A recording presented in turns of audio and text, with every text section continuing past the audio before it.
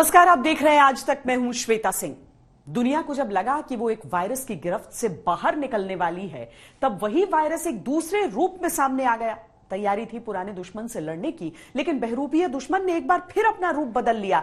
संक्रमण फैलने का डर बढ़ने लगा, कयासें और अटकलें चलने लगे। नए वेरिएंट से दुनिया डरी हुई है, लेकिन क्या यह डर जायज है? क्या वाकई ओमिक्रॉन पूरे विश्व के लिए एक बहुत बड़ा खतरा है?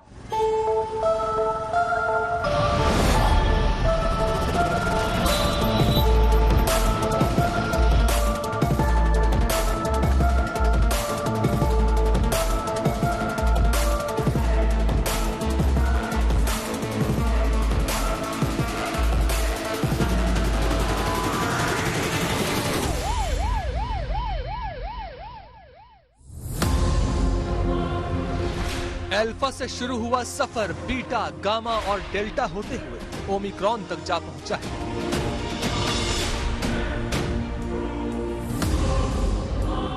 जो पहले इंटरेस्ट की श्रेणी में आता था, अब वो कंसर्न की कैटेगरी तक जा पहुंचा है।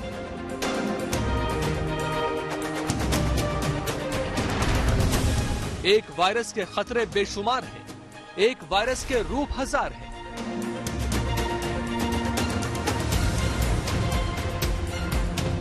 पुराना वायरस गया नहीं, नए वेरिएंट ने दस्तक दी।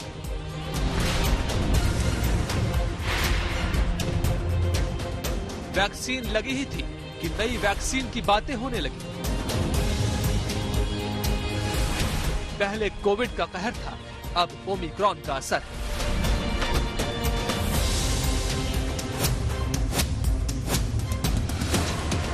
कोरोना के वायरस में फिर से म्यूटेशन हुआ तो एक नए वेरिएंट ने जन्म ले लिया, और इस नए वेरिएंट ने दुनिया को एक बार फिर सोचने पर मजबूर कर दिया।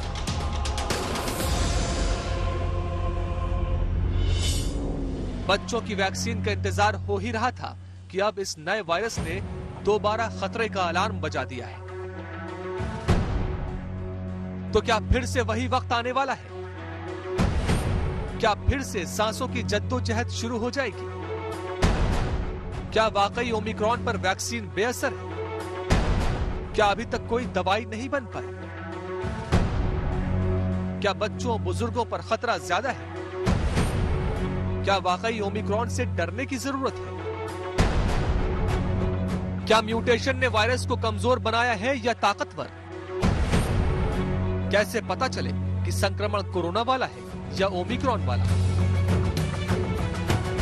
सवाल बेइंतहा है, परेशानियां बेशुमार हैं। आज आपको इन्हीं सवालों के जवाब देंगे।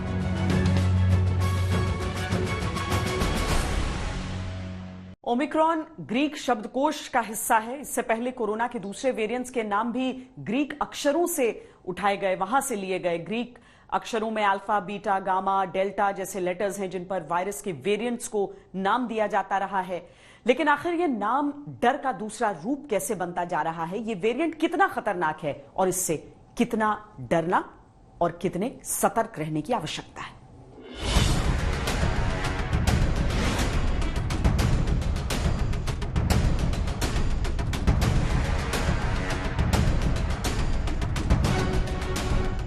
कोरोना वायरस का नया रूप दुनिया को डरा रहा है। कोरोना का ओमिक्रॉन वेरिएंट वैज्ञानिकों के लिए चिंता का विषय बना हुआ है। संक्रमण धीरे धीरे पैर पसारते हुए अब भारत तक आ पहुंचा है। जो ओमिक्रॉन का पहला केस इंडिया में डायग्नोस हुआ था, वो भी अब हॉस्पिटल से डिस्चार्ज हो चुका है।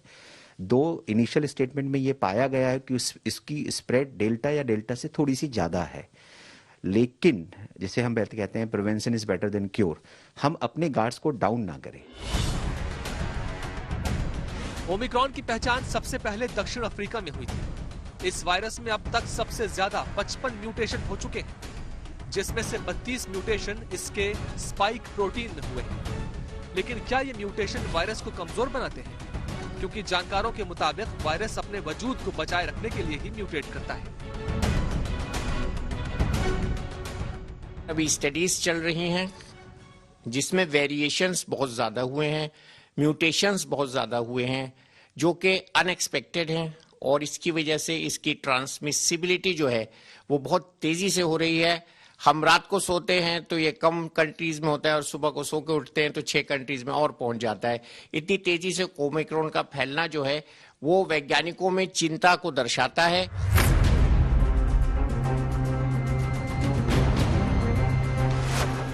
वैज्ञानिकों के मुताबिक कोरोना का ये म्यूटेशन माइल्ड टू मॉडरेट तो जरूर है, लेकिन इसके खतरे को नजरअंदाज करना गलत होगा, क्योंकि जब 2 साल पहले कोरोना की शुरुआत हुई थी तब भी ज्यादातर मरीज ठीक हो रहे थे, लेकिन जैसे जैसे मरीजों की संख्या बढ़ती गई इसकी गंभीरता भी बढ़ती गई। इसीलिए ओमिक्रॉन में जिस प्रकार का म्यूटेशन अभी देखा जा रहा है ये या तो बहुत खतरनाक हो सकता है या फिर उसके जेनेटिक स्ट्रक्चर में बहुत ज्यादा बदलाव की वजह से ये कमजोर भी हो सकता है, जो अभी शोध का विषय है।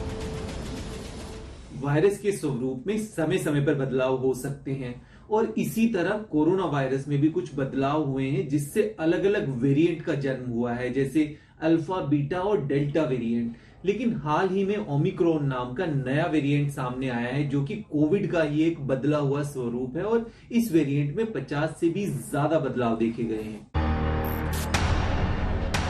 लेकिन अगर हम इस वायरस में हुए म्यूटेशन को 1918 के स्पेनिश फ्लू में हुए म्यूटेशन से तुलना करें तो डर लाजमी है। स्पेनिश फ्लू का वायरस म्यूटेट करने के बाद ज्यादा खतरनाक हो गया और अगले कुछ सालों में उसने दुनिया में ज्यादा तबाही मचाई।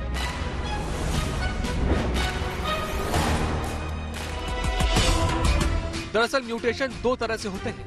पहला होता है एंटीजेनिक ड्रिफ्ट। ये वायरस के जीन्स में हुए छोटे बदलाव होते हैं तो उसकी सतह पर मौजूद HA और NA प्रोटीन्स को ये बदल देते हैं।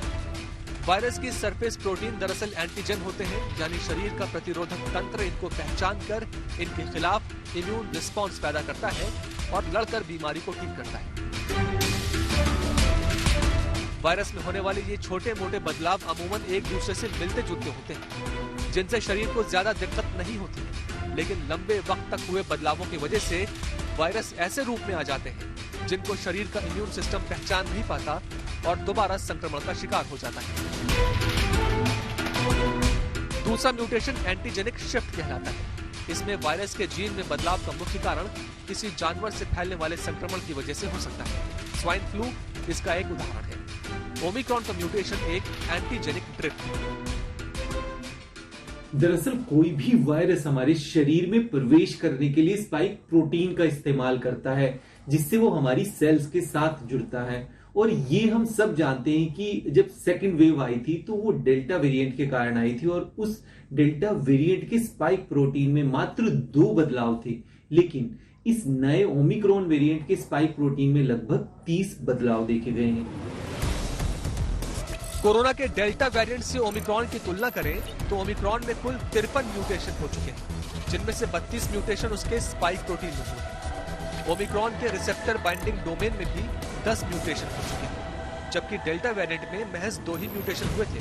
उसके स्पाइक प्रोटीन में कुल 18 म्यूटेशन हुए थे। ओमिक्रॉन की R वैल्यू डेल्टा से करीब 6 गुना ज्यादा है, जिसका मतलब है कि ओमिक्रॉन से संक्रमित मरीज 35 से 45 लोगों में संक्रमण फैलाएगा। डेल्टा वेरिएंट की R वैल्यू 6 से 7 थी। इसका मतलब यह है कि डेल्टा वेरिएंट से संक्रमित एक व्यक्ति इस वायरस को 6 से 7 व्यक्तियों में फैला सकता है।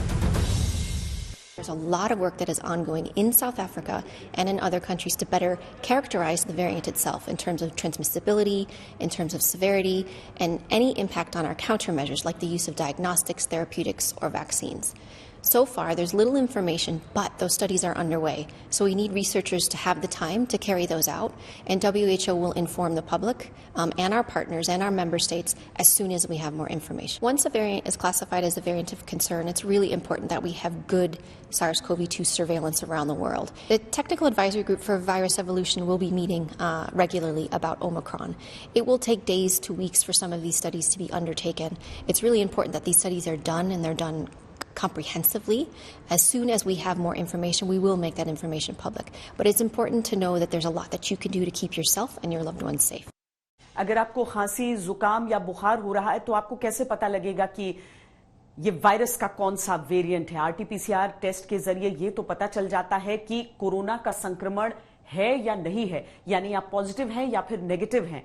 लेकिन इस RT-PCR टेस्ट के बाद ये पता लगाया जाता है कि आखिर संक्रमण किस वेरिएंट से है। ये एक वैज्ञानिक प्रक्रिया है जो जीनोम सीक्वेंसिंग के जरिए किया जाता है।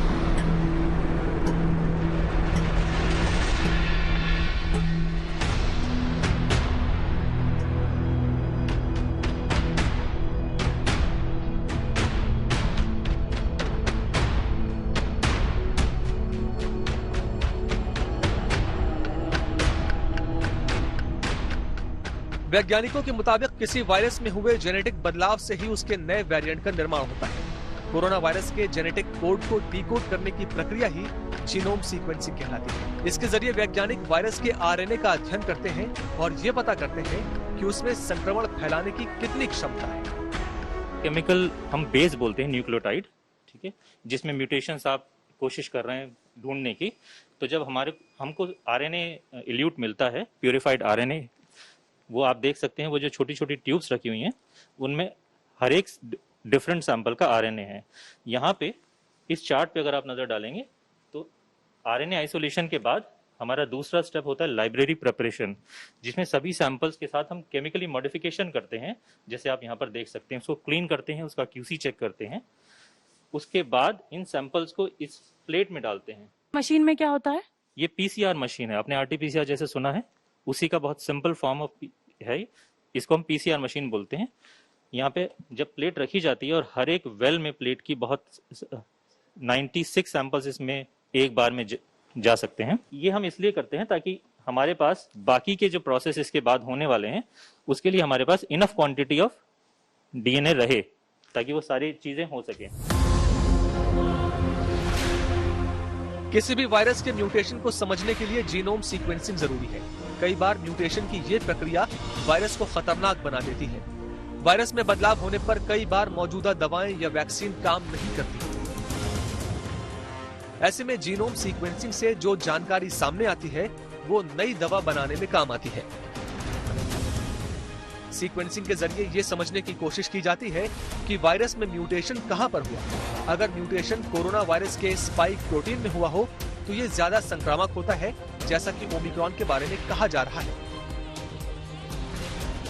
हम सीक्वेंस करते हैं तो हम एक साथ 384 सैंपल या 48 सैंपल 48 सैंपल एक साथ हम सीक्वेंस करते हैं। तो ये टैग हमें बताते हैं, जब सीक्वेंसिंग का डेटा हमारे पास आता है तो हम उन सैंपल्स को डिफरेंशिएट कैसे करें, इसके लिए हम उसमें केमिकली टैग ऐड करते हैं। ये जो मशीन है बायो एनालाइजर, इससे हम हमारे जो सैंपल जो हमने बनाया है, जिसकी लाइब्रेरी प्रिपेयर की है, उसकी हम साइज चेक करते हैं और सेकंड हम उसका क्वांटिटी चेक करते हैं। जो हमने लाइब्रेरी बनाई है उसकी क्वांटिटी, उसका कंसंट्रेशन प्रॉपर है, उसका साइज प्रॉपर है। उसके लिए ये एक चिप है बायो एनालाइजर, जिसमें हम एक साथ 11 सैंपल लोड कर सकते हैं। इस सैंपल इन वेल्स में हम सैंपल लोड करते हैं एंड इस चिप को हम इस मशीन में यहाँ पे रख देते हैं एंड उसके बाद ये प्रोसीजर स्टार्ट हो जाता है। हमारा जो सीक्वेंस होता है वो इसी तरह से दिखता है। ये एक सैंपल का सीक्वेंस है। जो करेक्ट सीक्वेंस है वो आप हमें बता पाएंगे एटीजीसी का कहाँ पर है? इस सैंपल को अगर आप देखेंगे तो इसमें म्यूटेशंस कहाँ हैं और कहाँ नहीं है, क्या नॉर्मल है और क्या अबनॉर्मल है, वो हमको पता नहीं चल सकता। हम इसके लिए एक और कंपैरिजन की जरूरत पड़ती है। तो हम मान लीजिए हमारे पास ओमिक्रॉन का सस्पेक्टेड सैंपल आया हुआ है, तो उसकी सीक्वेंस को हम किसी रेफरेंस जीनोम के साथ, यानी कि जब पहली बार कोरोना वायरस डिटेक्ट हुआ था 2 साल पहले, उसकी सीक्वेंस हमारे पास है, उस सीक्वेंस के साथ इस सीक्वेंस को कंपेयर करते हैं। सबसे पहले आरटीपीसीआर सैंपल को लैब में लाया जाता है। यहाँ पर उस सैंपल में से आरएनए को अलग किया जाता है। आरएनए अलग करने के बाद इसे -80 डिग्री टेम्परेचर पर रखा जाता है। इसके बाद सीधे से जीनोम सीक्वेंसिंग लैब में लाया जाता है, जहां पर आरएनए प्रोसेसिंग की प्रक्रिया शुरू होती है।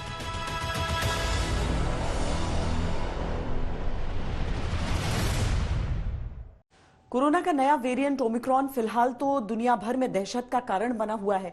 कई देशों में कोरोना के मामलों में बहुत ज्यादा तेजी देखी जा रही है। अब तक करीब 57 से ज्यादा देशों में इस नए वेरिएंट के केस पाए जा चुके हैं, लेकिन इसको पहचानने में कई तरह की मुश्किलों का सामना करना पड़ रहा है।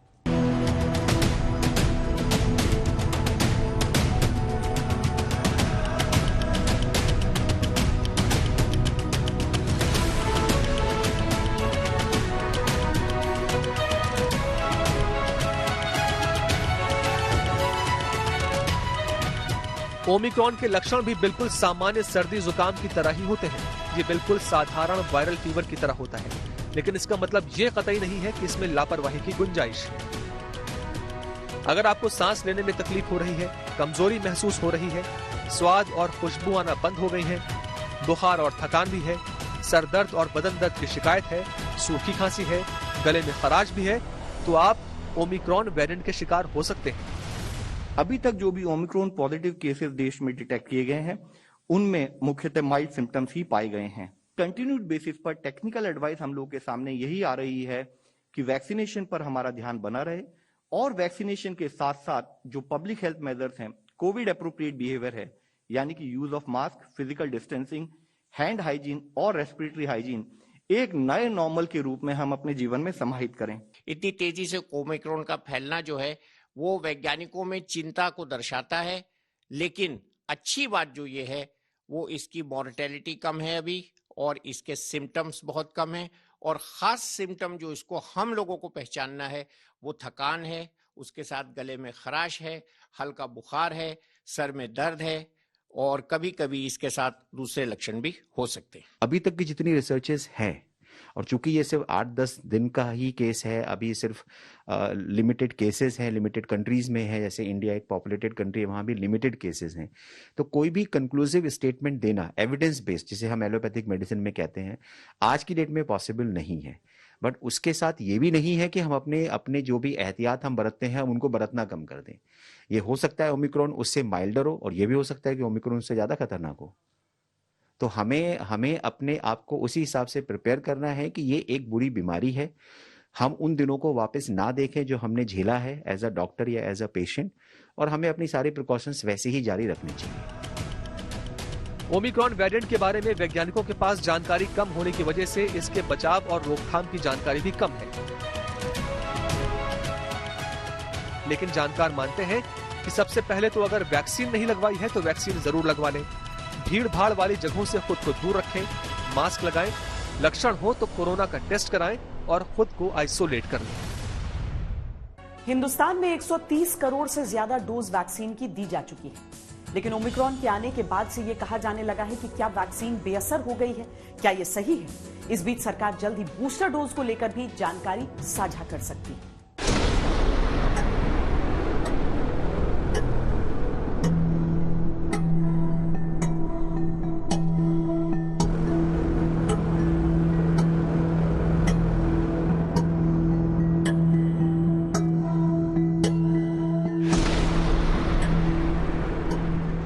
मंथन लगातार चल रहा है, चर्चाएं जोरों शोरों पर जारी है। क्या कोवैक्सीन ओमिक्रॉन पर बेअसर है? क्या कोविशील्ड ओमिक्रॉन के सामने बेकार है? क्या ओमिक्रॉन से बचाने के लिए बूस्टर डोज लगाई जाएगी? अगर बूस्टर डोज लगनी है तो किसको लगनी है? कोवैक्सीन के बारे में भी WHO के रीसेंट गाइडलाइंस हैं कि जिन्होंने भी कोवैक्सीन लिया है उनको बूस्टर डोज अलाउ किया जाए। वो इसलिए है कि परंपरागत तौर से जो टीके हैं वो दो प्रकार के होते हैं, एक जिसके अंदर जो वायरस है वो निष्क्रिय पूर्ण तरीके से कर दिया जाता है, और एक जिसमें वायरस जो है वो जीवित रहता है। तो कोवैक्सीन जो है वो पूर्णतः निष्क्रिय वायरस वाला वैक्सीन है, इसलिए WHO का गाइडलाइन है कि जो बूस्टर डोज है वो कोवैक्सीन जिन लोगों ने भी लिया है, क्योंकि वो निष्क्रिय वायरस वाला वैक्सीन है। साउथ अफ्रीका में जो सलीम अब्दुल करीम नाम के एपिडेमियोलॉजिस्ट हैं, उन्होंने बोला है कि वहाँ पर जो केसेस मिली है वैक्सीनेटेड लोगों में ये केसेस आने का प्रमाण कम है compare to unvaccinated people.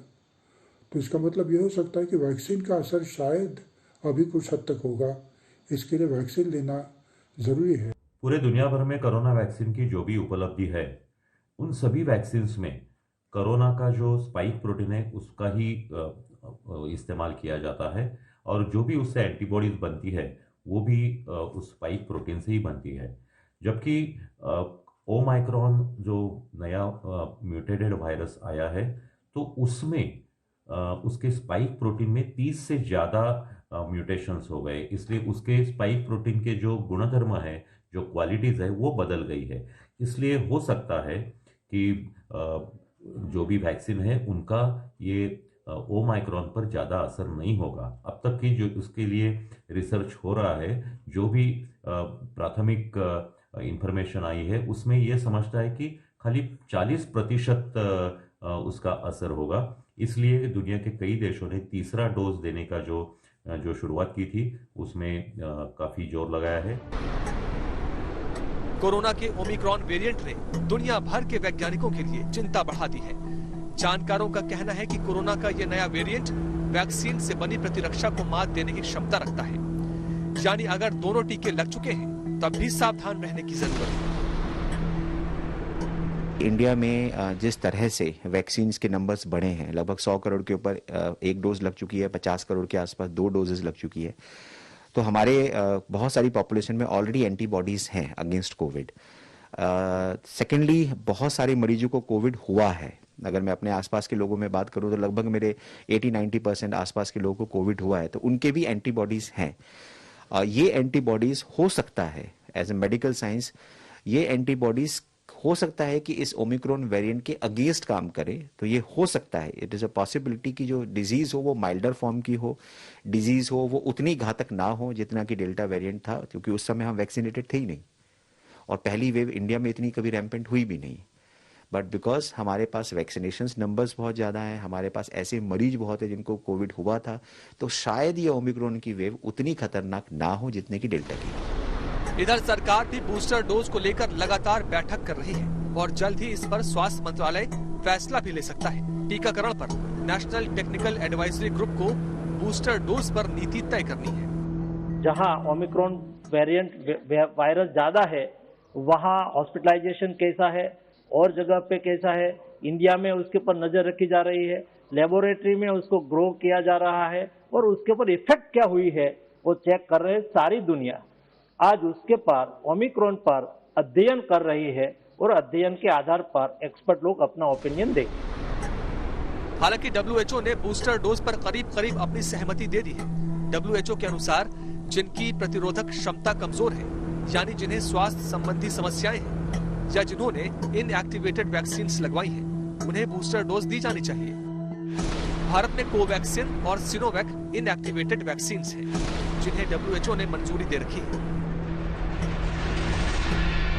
We don't yet know whether Omicron is associated with more transmission, more severe disease, more risk of reinfections, or more risk of evading vaccines. Scientists at WHO and around the world are working urgently to answer these questions. We shouldn't need another wake-up call. We should all be wide awake to the threat of this virus. Bharat समेत 57 देशों में फैल चुका Omicron variant के खतरे का अंदेशा बरकरार है। तब बूस्टर डोज पर जल्द फैसला वक्त की जरूरत है। उधर अमेरिकी वैक्सीन कंपनी फाइजर ने भी कहा है कि उसकी शुरुआती 2 डोज ओमिक्रॉन पर कम असरदार है, लेकिन बूस्टर डोज देने के बाद वैक्सीन का असर बढ़ जाता है। फाइजर के किए गए लैब टेस्ट में बूस्टर डोज लेने पर ओमिक्रॉन से लड़ने के लिए जरूरी एंटीबॉडी शरीर में 25 गुना बढ़ जाती है। दुनिया में वयस्कों को तो लगातार वैक्सीन की डोज दी जा रही है, लेकिन बच्चों की वैक्सीन को लेकर अभी भी इंतजार ही चल रहा है। ऐसे में ओमिक्रॉन वेरिएंट के आ जाने के बाद ये फिक्र और बढ़ गई है कि कहीं इस वेरिएंट का असर बच्चों पर तो नहीं होगा।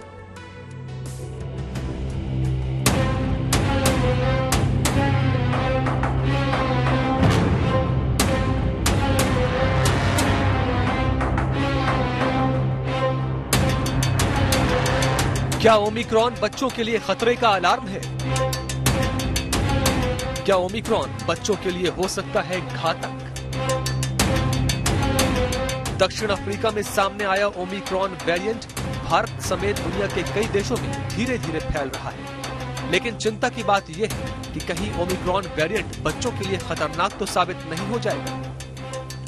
कई रिपोर्ट्स के अनुसार दक्षिण अफ्रीका में इस नए वेरिएंट के आने के बाद से 5 साल से कम उम्र के बच्चों में इसका संक्रमण बढ़ा है। विश्व स्वास्थ्य संगठन के मुताबिक ओमिक्रॉन वेरिएंट बच्चों और अनवैक्सीनेटेड लोगों में ज्यादा इन्फेक्शन कर सकता है। ओमिक्रॉन वेरिएंट का ट्रांसमिशन रेट पिछले सभी वेरिएंट से बहुत ज्यादा है, यानी ये डेल्टा से करीब 3 गुना ज्यादा तेजी से फैल सकता है। क्या इस संक्रमण से ऐसा कुछ देखने को मिल रहा है, खासतौर पर बच्चों के लिए? ये जरूर कुछ एक रिपोर्ट आई है कि 5-6 साल के से कम उम्र के बच्चों के ऊपर इसका इफेक्ट पड़ा है। पर ये कितनी कंफर्म्ड है और कितनी तादाद में है, अभी उसका पूरा वो अभी नहीं मिला है डेटा। पर ये प्रिंसिपली आप सोचेंगे कि सारे बच्चे जो है उनको वो अनप्रोटेक्टेड है, उनको वैक्सीन मिली ही नहीं। हालांकि बच्चों का इम्यून सिस्टम कुदरती तौर पर बड़ों से बेहतर माना जाता है। कोविड के मामलों में भी बच्चों में अगर संक्रमण फैला भी तो रिकवरी भी जल्द हो गई। जानकारों का मानना है कि यही ओमिक्रॉन के केस में भी संभव है कि इन्फेक्शन तो हो सकता है लेकिन जल्द रिकवरी भी होना मुमकिन है। बच्चों में जो नेचुरल इम्यूनिटी है जो हमें उत्तर प्रदेश में मिली है वो लगभग बराबर है जो अडल्ट में है, यानी कि 80% से ज़्यादा जो है बच्चों में नेचुरल इम्यूनिटी एंटीबॉडीज पाई गई हैं। इसकी वजह से जो है ओमिक्रॉन वायरस से बच्चों में बहुत ज़्यादा सीवियर इन्फेक्शन होने की आशंका बहुत ही कम है। और जो डिजीज होगी बच्चों में, जैसे जितने भी वायरल इलनेस होते हैं उसी प्रकार से ओमिक्रॉन वायरस से भी इनमें माइल्ड डिजीज होने की ही आशंका है, कोई सीवियर डिजीज नहीं होगी। ओमिक्रॉन वेरिएंट के ट्रांसमिशन रेट को देखते हुए WHO ने भी इसे वेरिएंट ऑफ कंसर्न घोषित किया है। जानकारों के मुताबिक ओमिक्रॉन वेरिएंट अगर इसी रफ्तार से बढ़ता रहा तो आने वाले समय में ये तीसरी लहर का कारण बन सकता है। ऐसे में बच्चों को इससे महफूज रखने के लिए उनका जल्द से जल्द वैक्सीनेशन जरूरी है। भारत में बच्चों के लिए जायडस कैडिला के ज़ाइकोव डी वैक्सीन को सितंबर में मंजूरी मिल गई थी। कोवैक्सीन को 2 साल से ऊपर के बच्चों को लगाने के लिए एक्सपर्ट कमेटी ने सिफारिश की है, लेकिन ड्रग रेगुलेटर की ओर से इसे मंजूरी नहीं मिली। वहीं national technical advisory group on immunization की बूस्टर डोज और बच्चों के वैक्सीन को लेकर मीटिंग हुई थी, लेकिन इसका मसौदा अभी तैयार नहीं हो सका है। यानी बच्चों के लिए कोरोना टीका का अब भी इंतजार है। दक्षिण अफ्रीका से शुरू हुआ ये वेरिएंट भारत पहुंच चुका है। इस वेरिएंट का फैलाव डेल्टा वेरिएंट से कई गुना ज्यादा तेजी से है। डेल्टा वेरिएंट की वजह से भारत में दूसरी लहर आई थी। आइए जानते हैं कि ओमिक्रॉन ने अब तक किन देशों में दस्तक दी है और इसने कितना नुकसान किया है। हम किस बात से डर रहे हैं? ये वायरस इन्फेक्टिव जरूर है। ये वायरस देखा गया है कि शायद हमारे इम्यून रिस्पॉन्सेज अगर एडिक्वेट नहीं है तो इन्फेक्ट कर सकता है, बट अब तक कोई एविडेंस नहीं है कि ये सिवियर है, ये खतरनाक है, ये हमें मार देगा, ये हम एडमिट हो जाएंगे, ये हमारी डेथ हो जाएगी। इसका कोई एविडेंस नहीं है। और ये भी कहूंगा कि इसका एविडेंस हो सकता है कि अगले 2-3 हफ्तों में हो, बट जिस वायरस का सिर्फ हमें अभी स्ट्रक्चर पता है लेबोरेटरी का और क्लिनिकल स्टेटस हमें साउथ अफ्रीका से पता चल रहा है, तो भयभीत होने की जगह पे प्रिकॉशंस क्यों न ले जो कि हमें रोज लेना चाहिए। वेरिएंट्स आज ये ओमाइक्रॉन है, इसके बाद भी 1 महीने बाद और 2 महीने बाद और भी वेरिएंट्स आएंगे और फिर हम बैठ के ये वार्तालाप करेंगे। बट हमारे हाथों में ही है आफ्टर ऑल प्रिवेंशन। ये न्यू वेरिएंट ओमिक्रॉन के नाम से आ गया है। ये वेरिएंट जो है पहले जो वेरिएंट थे डेल्टा वायरस थे उसके कंपैरिजन में ज़्यादा ट्रांसमिसिबल है, यानी कि इससे इन्फेक्टिविटी बढ़ गई है ज़्यादा, लेकिन पहली डेल्टा के मुकाबले में ये कम घातक है, यानी कि लेस लीथल है और कम सीवियर डिजीज करता है। इसके फलस्वरूप जो है कम एडमिशन्स होंगे, कम वेंटिलेटर्स की जरूरत पड़ेगी और डेथ होने की संख्या भी इसमें कम होगी। और ये बता पाना कि इस वायरस का जिनको कोमॉर्बिड कंडीशन है जैसे लिवर फेलियर, किडनी फेलियर या डायबिटीज, हाइपरटेंशन या ओबेसिटी, उसमें इसका प्रभाव कैसे होगा ये अगले आने वाले 2-3 हफ्तों में हमें पता चल जाना चाहिए।